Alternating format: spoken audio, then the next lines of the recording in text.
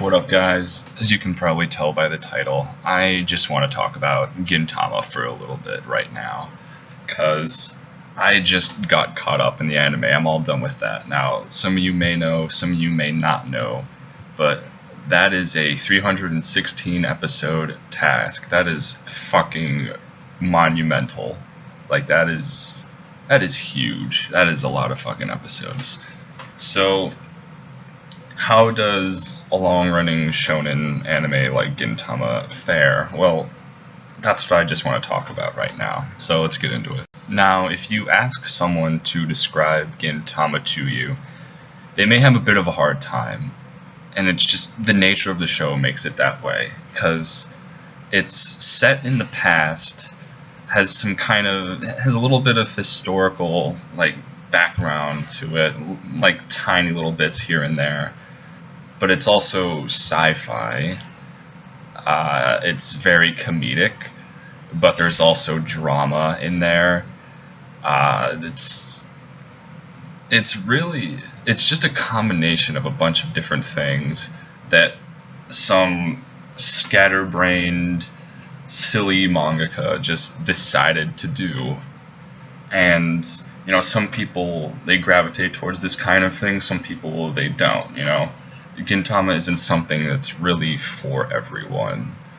But I'd like to go into its pros and its cons and stuff. What I thought, or some recommendations, things like that. Please note that this is pretty damn opinionated. So with that in mind, I'm just gonna talk about some of the things. So I'd say a definite pro of Gintama is actually its comedic aspects, because I feel like, that's where Gintama is really at home. It has a bunch of crazy gags that they do, and some of them, it seems like, oh, well, this seems like it's going to be a kind of tired thing. We've seen this before.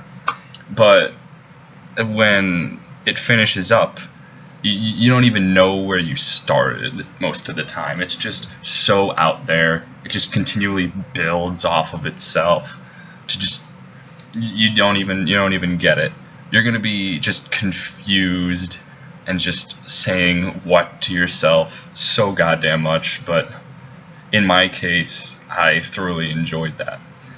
And I think the whole what thing brings us to another pro of the series, is its ability to surprise you. It's like, whether it's in a serious arc or it's just purely a comedic thing going on, more often than not, Gintama will surprise you with its outcome, even if they have to troll you hard to do it. There was a several episode arc that seemed fairly serious, but still kind of comedic, that involved someone in the main cast. I don't want to spoil things too much, so I'm not going to give names or really what happened.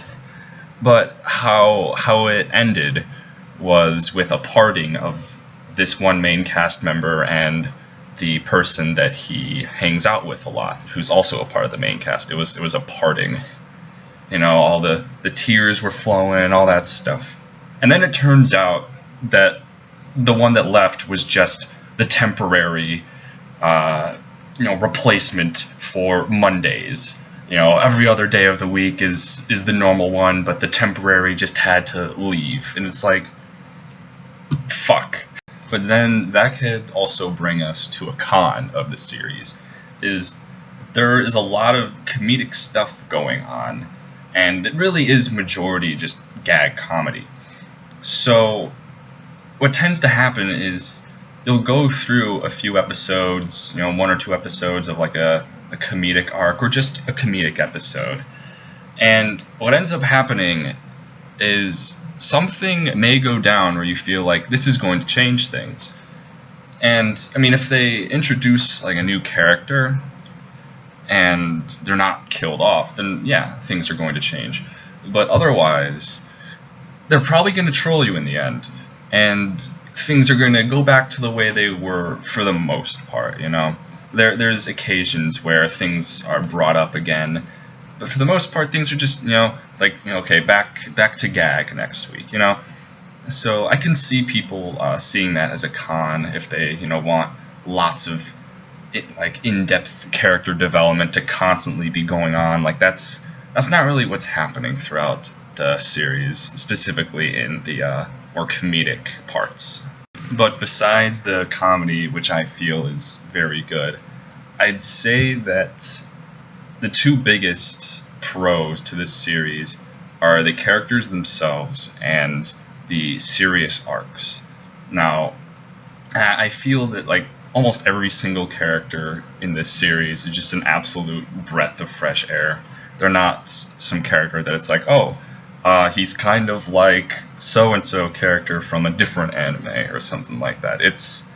They're all so weird that it's almost impossible to make a character like them without just completely copying, you know. They're very unique, and that's a very good thing, because all their different interactions, whether they're absolutely ridiculous or they're very serious, are honestly just really good. And then for the serious arcs, I'm not sure if because they just do all these silly gags most of the time and just have a serious part thrown in here or there, but like most of them, if not all, are really well written. You know, they give you a lot in those serious arcs.